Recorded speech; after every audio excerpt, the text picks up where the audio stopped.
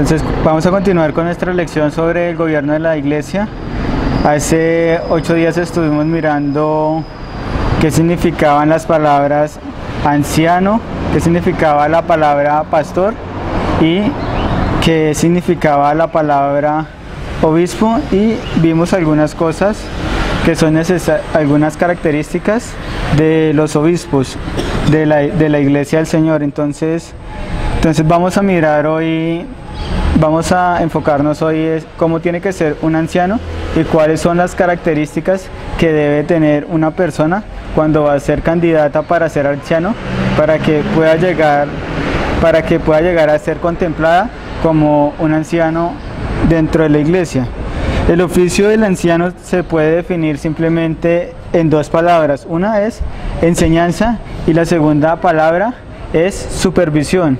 Estas son las dos características generales que debe tener un anciano de la iglesia de Cristo.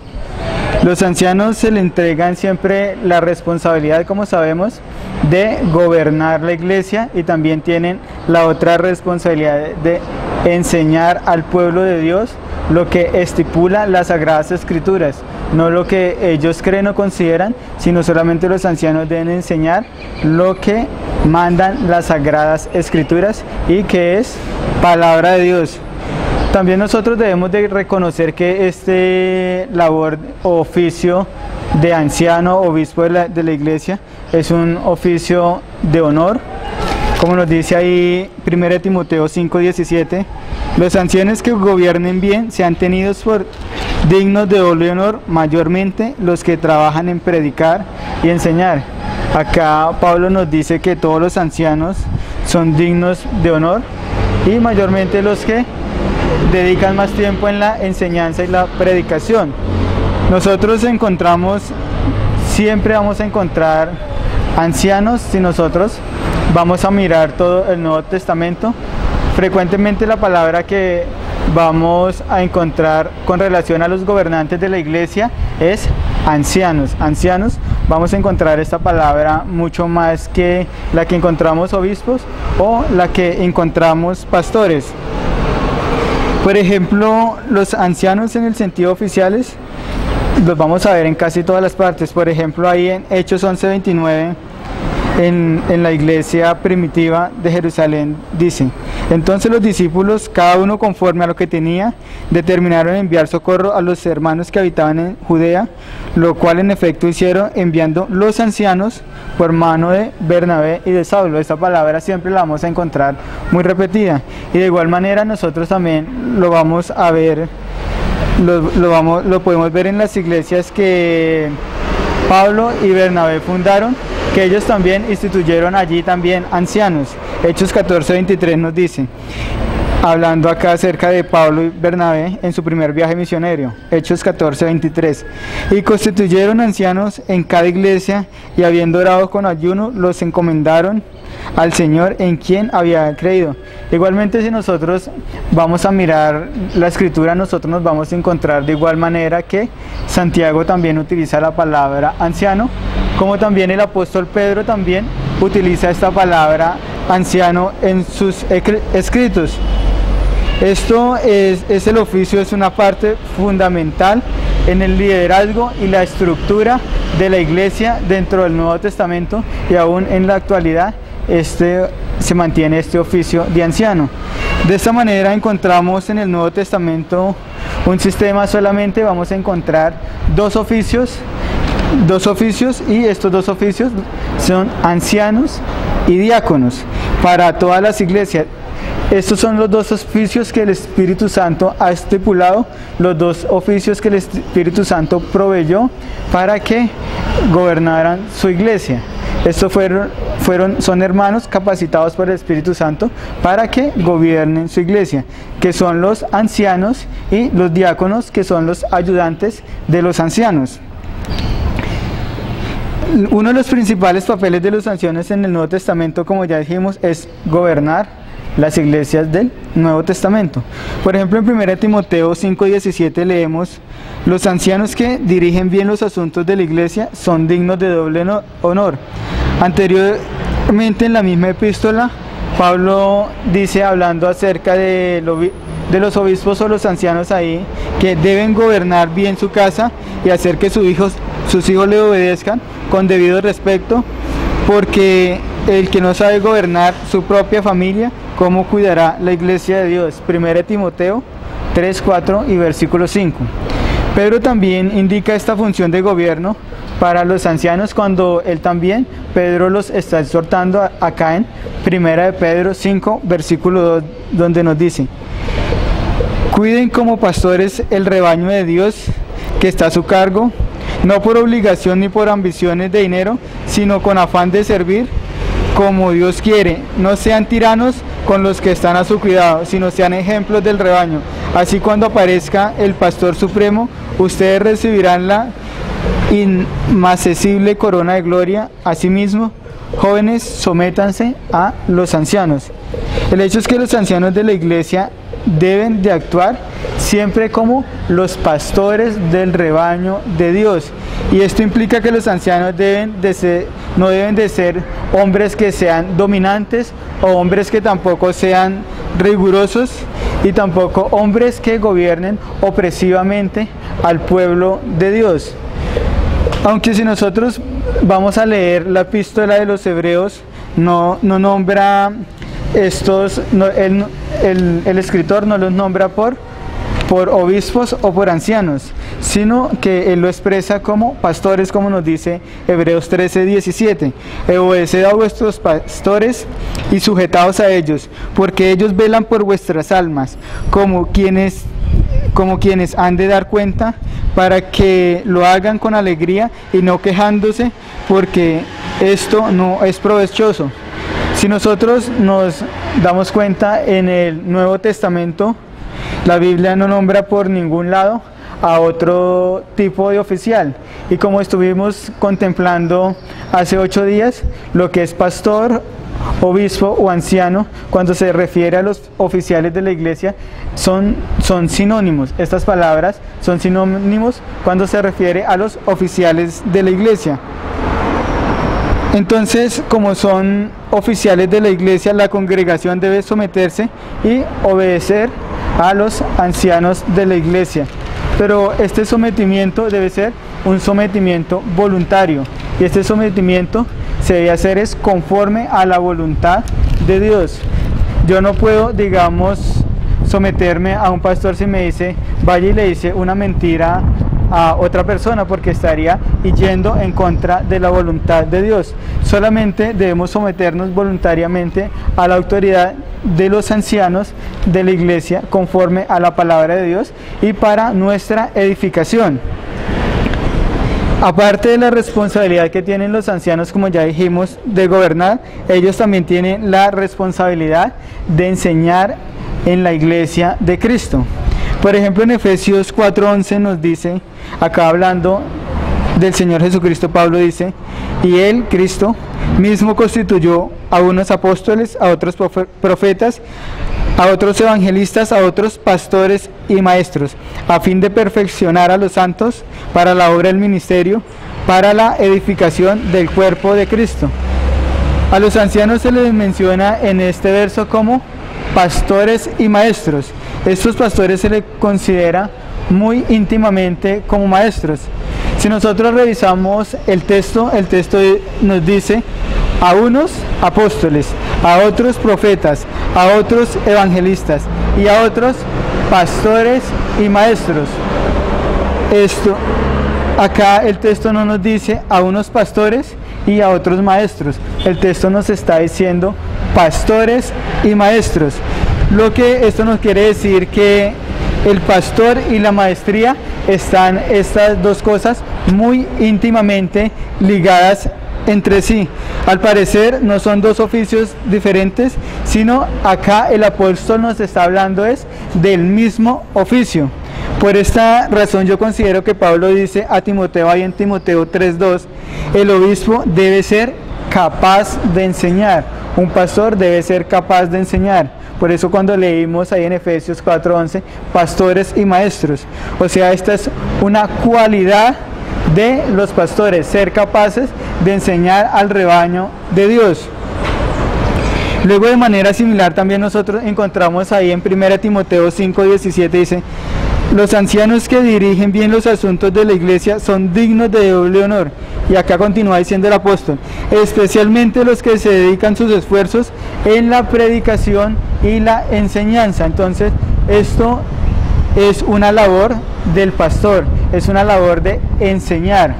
No son dos oficios diferentes. No podemos tener nosotros pastores de la iglesia y maestros por aparte. No, esto es una labor de los ancianos de la iglesia, enseñar al pueblo de Dios.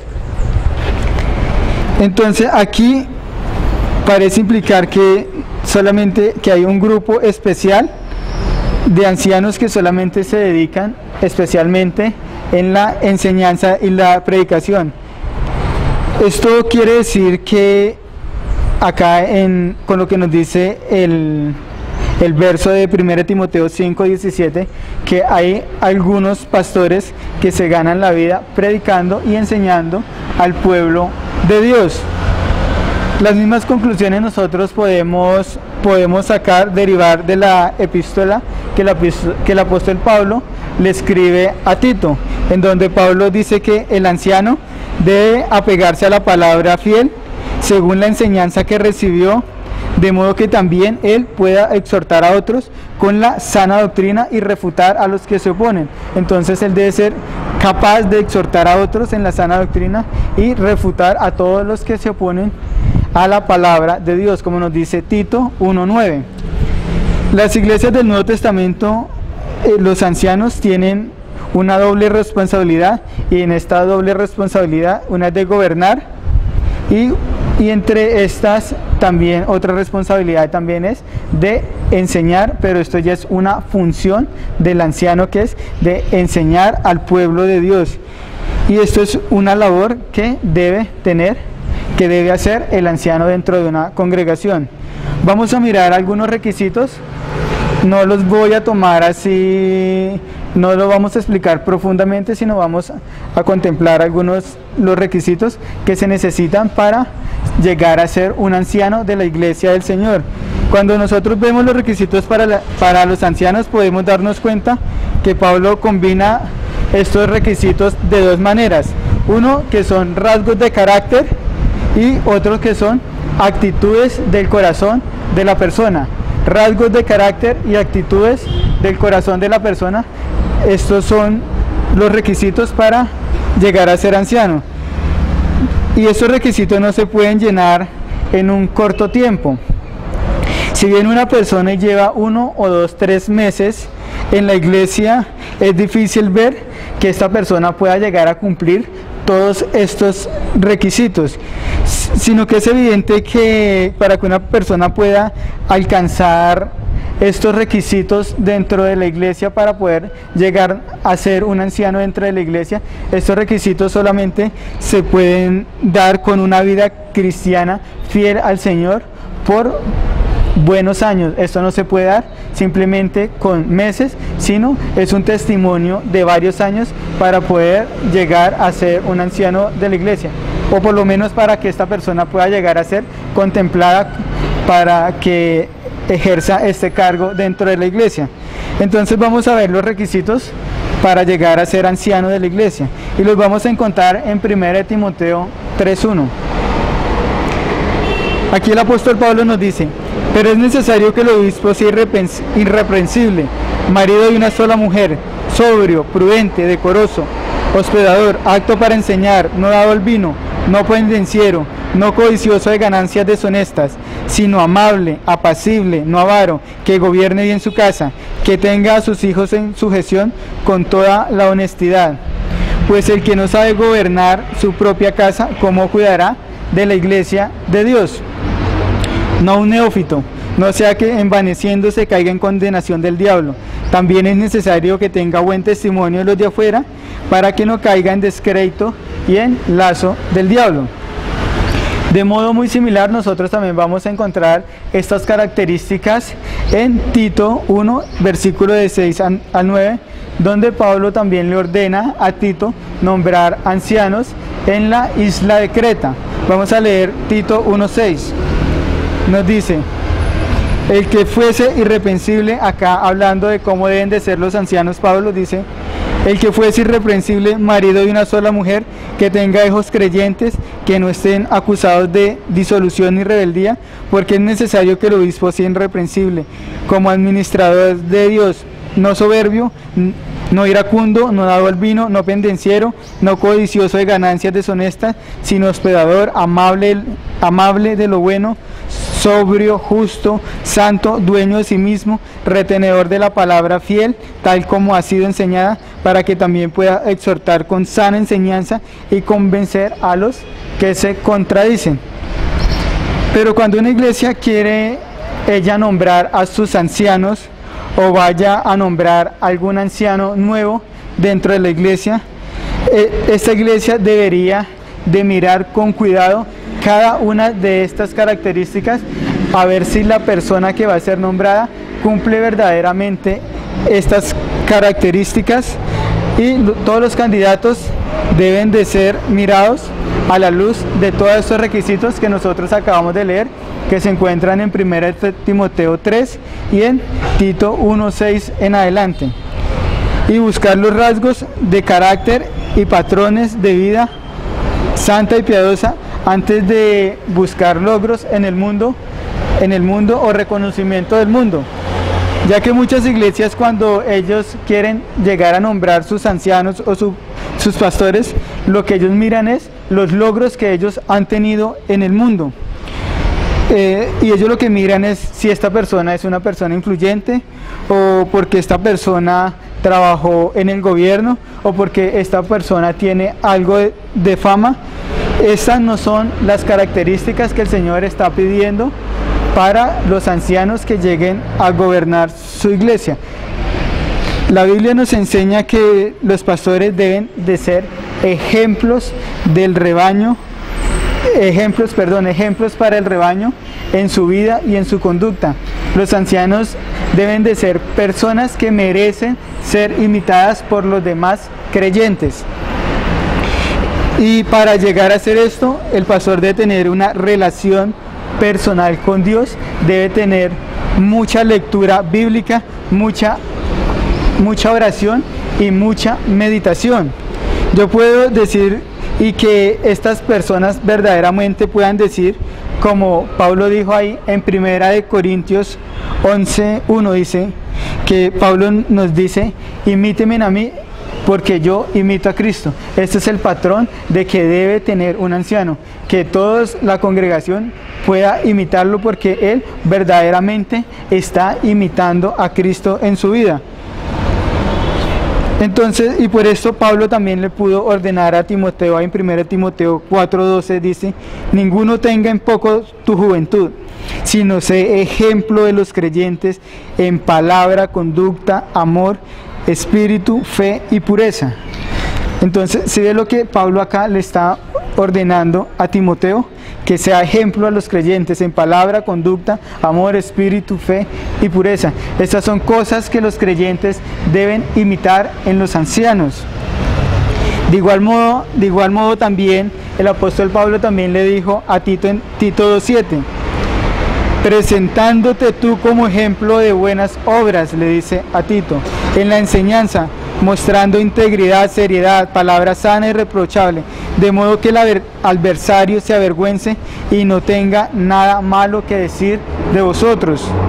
Este es el patrón que debe tener la vida de todos los oficiales de la iglesia del Señor. Este requisito no es una opción, sino los oficiales deben de ser ejemplos de vida para los demás miembros de la congregación, y también deben de ser ejemplo también para que muchas personas también quieran seguir su ejemplo. Entonces vamos a ver acá en 1 Timoteo 3 en el versículo 2, donde dice: pero uno de los requisitos es que este hombre para ser candidato debe ser irreprensible. ¿Qué quiere decir que una persona sea irreprensible? Esto básicamente quiere decir que nadie lo pueda acusar como un delincuente. Significa la palabra irreprensible. Que nunca haya tenido una falta. Esto no significa que una persona no pueda cometer pecado o que no pueda pecar, sino que no pueda ser acusado por ningún vicio, ni tampoco pueda llegar a ser acusado por algún pecado escandaloso, de manera que todos puedan tomar a este hombre como un verdadero ejemplo. Y este requisito también tiene sus implicaciones, porque Pablo dice que todos deben de ser irreprensibles. Este es uno de los requisitos más importantes, porque de este requisito se van a desprender los demás requisitos para llegar a ser anciano, ya que si una persona no es irreprensible,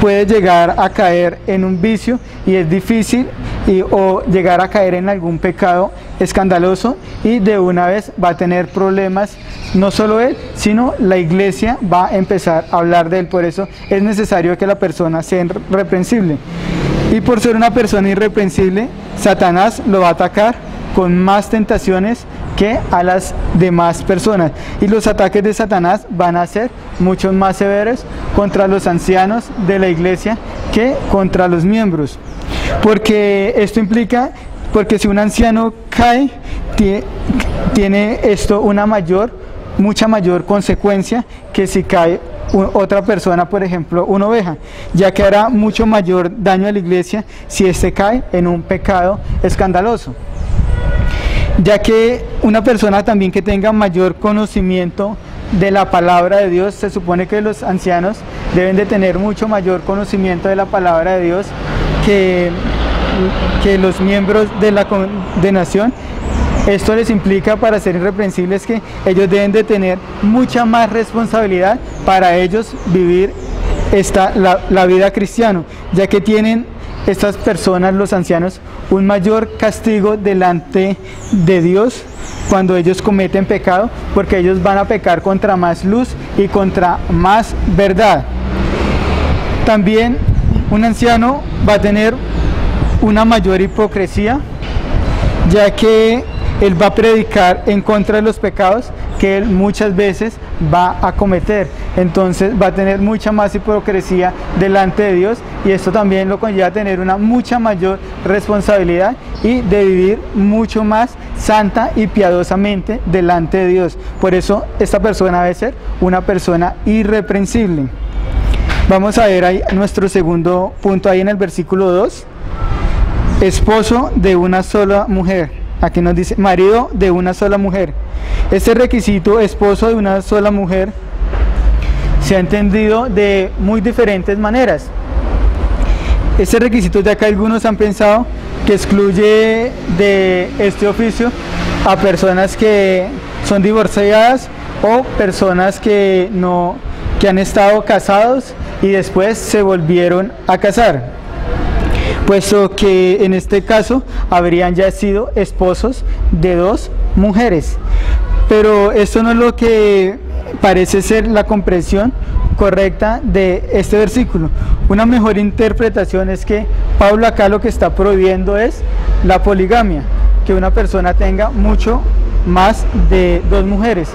Incluso, por ejemplo, un hombre puede estar casado con una sola mujer, pero aún puede estar mirando otras mujeres, y esto ya parece entender que ya tiene por lo menos dos mujeres.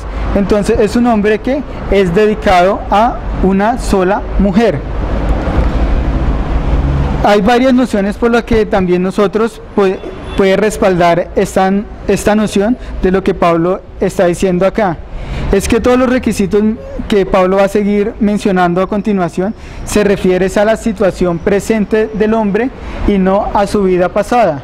Entonces, si la persona antes se había casado y ya se vuelve a casar en su vida presente, ya no es un requisito, o sea, no está hablando acá Pablo de esto, porque Pablo pudo haber dicho los que solamente se han casado una sola vez, pero Pablo no dijo eso. Pablo pudo haberlo dicho, pero Pablo no dijo solamente los que se han casado una sola vez pueden ser pastores. No, solo dice marido de una sola mujer. Tampoco nosotros debemos impedir que los viudos que se han vuelto a casar también puedan llegar a ser ancianos. ya que Pablo hubiese dicho los que se casaron una sola vez.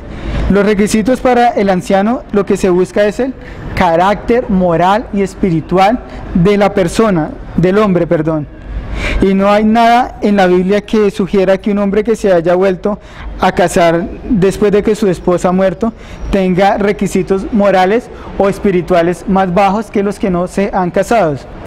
Entonces, como la poligamia en el primer siglo, aunque no era muy común, la poligamia aún se practicaba en el primer siglo. Especialmente entre los judíos se practicaba más la poligamia que entre los gentiles. El historiador judío Josefo dice: pero es una costumbre ancestral de nosotros tener varias esposas al mismo tiempo. Incluso aún la legislación rabínica también regula las costumbres de herencia y otros aspectos como la poligamia entre los hombres. Por consiguiente, es mejor entender este pasaje de esposo de una sola mujer como un hombre que es de una moralidad incuestionable, que es enteramente fiel a su única esposa, que siendo casado no entra en ninguna relación inmoral con ninguna otra mujer. Bueno, este pasaje nos dice marido de una sola mujer. Nosotros también podríamos pensar que esto también descalificaría a un soltero para que no pueda llegar a ser anciano. Entonces, no descalifica a un soltero para ser anciano, no porque el mismo apóstol Pablo quedaría descalificado porque él era soltero. Incluso ahí creo que es 2 Timoteo 5, el mismo apóstol Pablo dice: yo y Bernabé, hablando de él y Bernabé, ¿acaso no tenemos derecho a tener una hermana como mujer? Porque él y Bernabé eran solteros y los dos servían al Señor. Aquí en 1 Corintios 7:8 nos dice: digo pues a los solteros y las viudas bueno les fuese quedarse como yo, pero si no tienen don de continencia, cásense, pues es mejor casarse que estarse quemando. Lo que el pasaje está enfatizando es que el obispo sea irreprensible y que no haya nada inmoral en su conducta. Entonces, y no hay nada inmoral con que una persona sea soltero. Esto antes es un beneficio de la soltería y no es algo que se pueda reprochar. Por ejemplo, 1 Corintios 7:1 nos dice: en cuanto a las cosas que me escribisteis, bueno le sería al hombre no tocar mujer. Y en el verso 8 el apóstol Pablo añade que sería bueno a los hombres quedarse solteros, pero el pasaje sí asume que este pasaje de marido de una sola mujer sí asume que la mayoría de los ancianos sí deberían de ser hombres que sean casados. Esto sí asume el pasaje, que la mayoría de los ancianos deben de ser hombres casados. Vamos a ir a nuestra tercera palabra acá, en el verso 2, sobrio. Debe ser una persona sobria o una persona templada, una persona que tenga control de sí mismo. Esto significa sobrio, que domina todos sus apetitos y todos sus deseos, que esta persona la pueda controlar. Por ejemplo, el alcohol, ni la droga, ni los excesos, por ejemplo, de comida, nada de esto puede controlar la vida de esta persona. Todo lo debe tener en sobriedad y calma. Por ejemplo, ninguna persona que no tenga dominio propio puede llegar a ser anciano. Es necesario que una persona, para ser anciano, debe tener dominio propio. Por eso acá el apóstol Pablo nos está hablando que esta persona debe ser una persona sobria. Prudente. Prudente es una persona de mente sana. Eso es una persona templada, es una persona que tiene dominio propio, que tiene buen sentido, que tiene buen juicio. Es lo opuesto a una persona de pronto frívola, a una persona que es muy escandalosa. Una persona prudente es una persona que puede regular sus pasiones, sus placeres, es una persona que es totalmente discreta y no se deja tampoco engañar fácilmente. Esta palabra prudente es una palabra muy parecida a sobrio, porque si nosotros miramos la palabra esta, prudente en el griego es sofrón y sobrio es sofrana, y estas dos palabras también proceden de la misma raíz. Vamos a ir ahí, dice decoroso. Entonces el obispo debe ser una persona ordenada en todos sus aspectos de su vida, debe tener su vida ordenada, debe ser su vida ordenada tanto en todos los aspectos, ya sea en su casa o en la iglesia, en su trabajo. Acá cuando nos habla de decoroso, nos está hablando de una persona ordenada en todos sus asuntos. Hospedador. Esta palabra hospedador está compuesta de dos palabras, y estas dos palabras son amor y la otra palabra es desconocido. La hospitalidad verdadera es amor hacia un desconocido. Esto significa hospedador, una persona que abre las puertas en tiempo de necesidad a otras personas. Esto no es una característica que solamente deban tener los ancianos de la iglesia, sino esto es una característica que deben de tener todos los verdaderos cristianos. Estamos llamados a ser hospitalarios.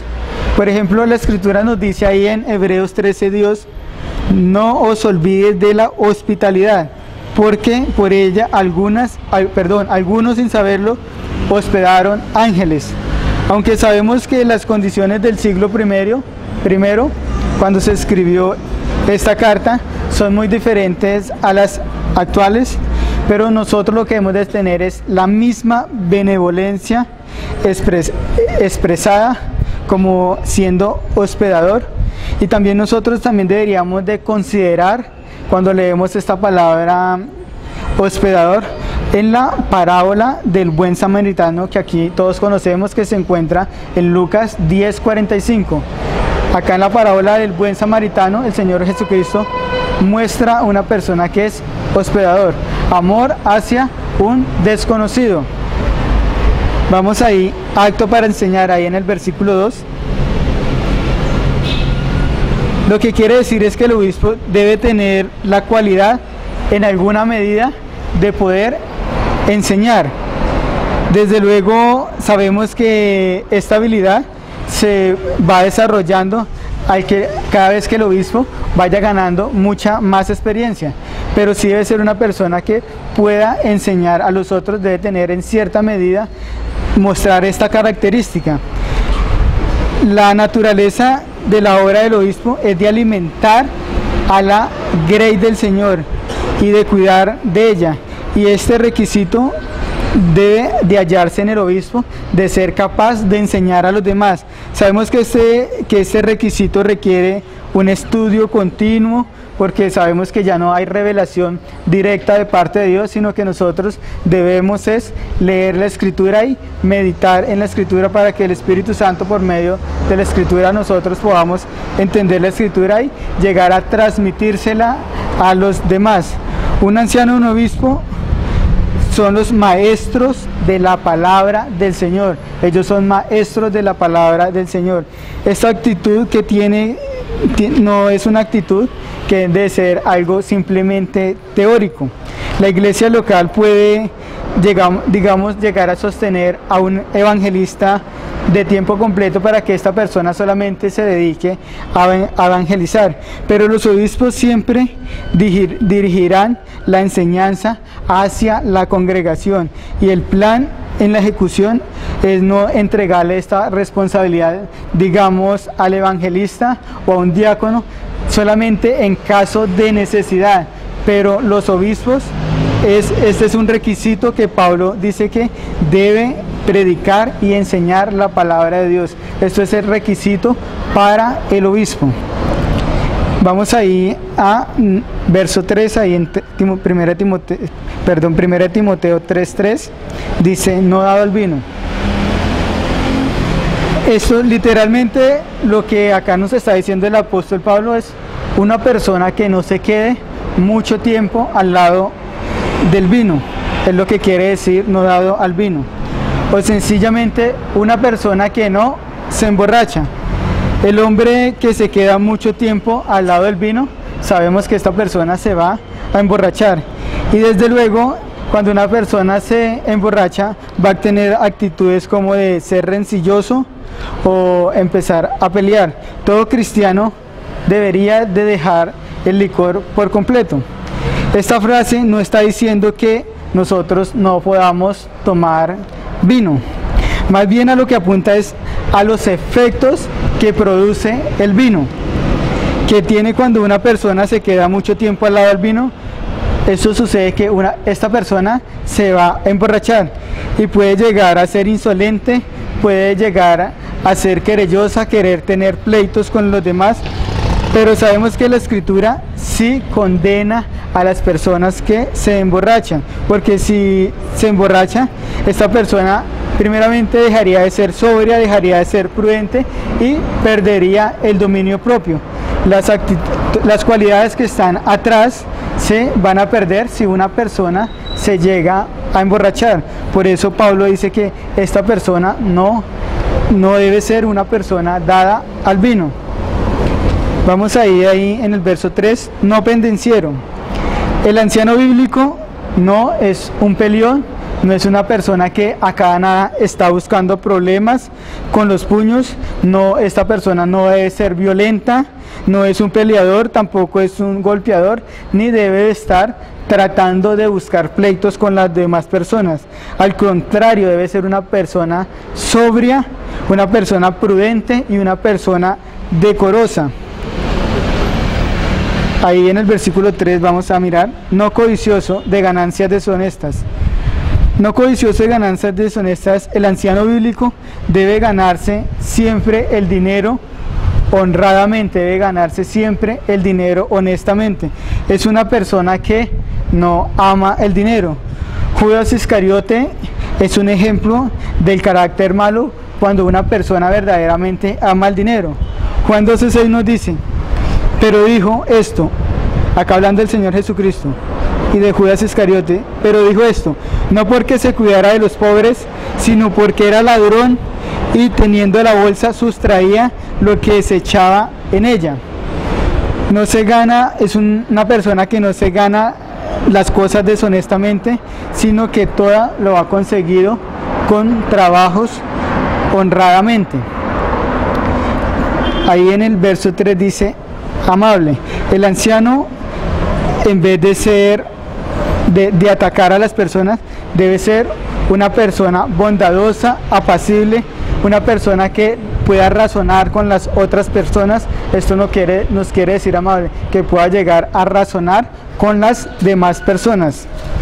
Apacible, una persona que es agradable en la condición de trato con las demás personas. Es necesario que esta persona pueda tener buen trato con las demás personas, incluso dentro de la congregación debe tener un buen trato con todos los miembros de la congregación. Esto significa que una persona sea apacible.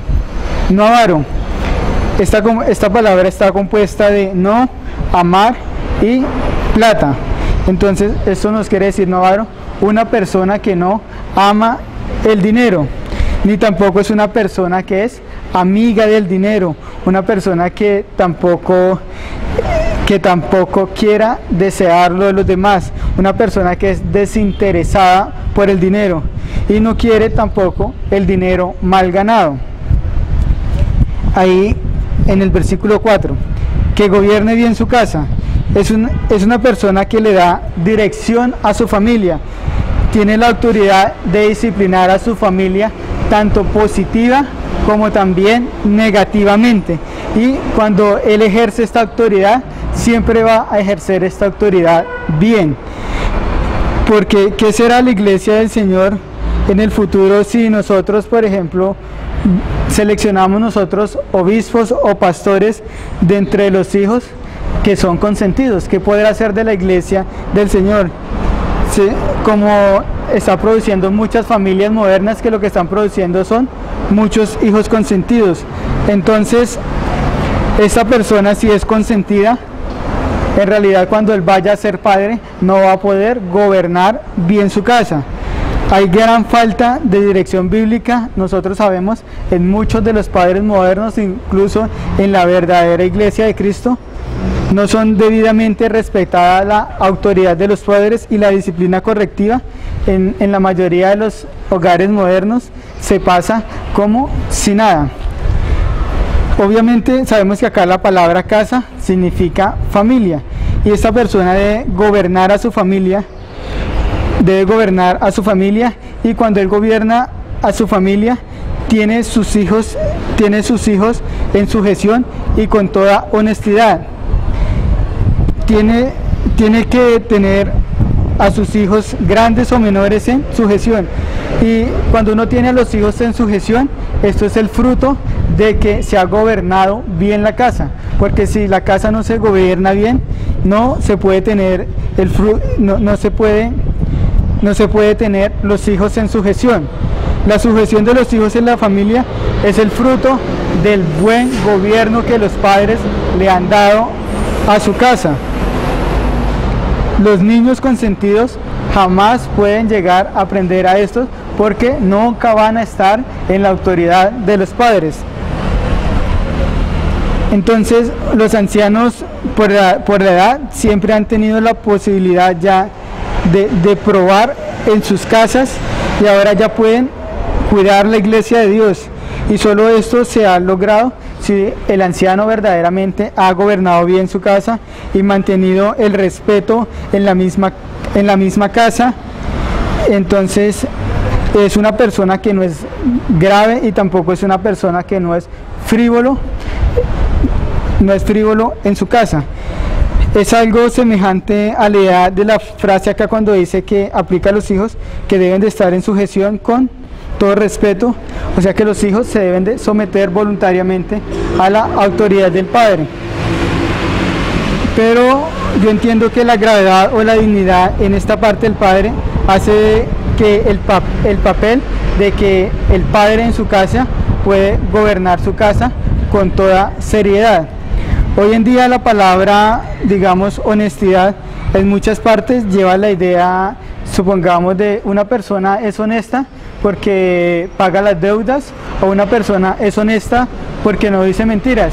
Pero cuando nosotros miramos esta palabra honestidad en tiempos bíblicos, da la idea de pudor, de una persona que tenga pudor y de una persona que sea recatada. Por eso vemos nosotros en las versiones mucho más antiguas de la escritura que no dicen honestidad, sino dicen gravedad. Entonces aquí dice, pues el que no sabe gobernar bien su propia casa, ¿cómo cuidará la iglesia de Dios? Aquí Pablo utiliza la lógica y dice que de gobernar lo menor hacia lo mayor, porque yo cuando gobierno mi familia estoy gobernando pocas personas. Cuando voy a gobernar la iglesia tengo la responsabilidad de gobernar muchísimas almas. Cuidar la iglesia de Dios requiere ciertas cualidades para los obispos, y si no han sabido las personas verdaderamente gobernar sus propias familias, obviamente tampoco van a poder cuidar la casa de Dios y aplicar lo que ellos han aprendido en la casa de Dios, en la iglesia. El padre que no usa bien la disciplina en la crianza de los hijos no podrá llegar a ser un buen obispo dentro de la iglesia del Señor. Una persona que consienta a sus hijos consentirá también muchos asuntos dentro de la iglesia, y esto parte de que de acá puede aparecer que va a aparecer la apostasía y la rebeldía por parte de los creyentes por no saber gobernar. La deficiencia en la dirección del hogar se traduce también en deficiencia de dirección en la iglesia del Señor, de la iglesia local. Y las dos instituciones también sufren consecuencias. La iglesia local, cuando elige a un obispo, esta persona debe ser una persona que verdaderamente ya ha sido probada, y entonces es una persona que debe estar cada vez creciendo espiritualmente. Y porque si esta persona no sabe gobernar su casa, también podrá llevar al fracaso a la iglesia del Señor. Vamos acá a nuestro otro punto, no un neófito. En el versículo 6, básicamente lo que Pablo nos quiere decir acá es, no una persona nueva. El recién convertido elegido para el oficio, se le tendría en considerarse esta persona llegar a ser una persona muy importante porque ha llegado a ser considerada como obispo. Entonces por eso Pablo dice, no una persona que sea nueva en la fe, porque sabemos que el sentimiento de orgullo le conducirá a la condenación mencionada en los versículos que Pablo va a seguir nombrando aquí continuamente. Vemos que Pablo constituyó ancianos después de que él ya estuvo bastante tiempo en la iglesia. Ahí fue cuando Pablo ya constituyó ancianos antes de él partir.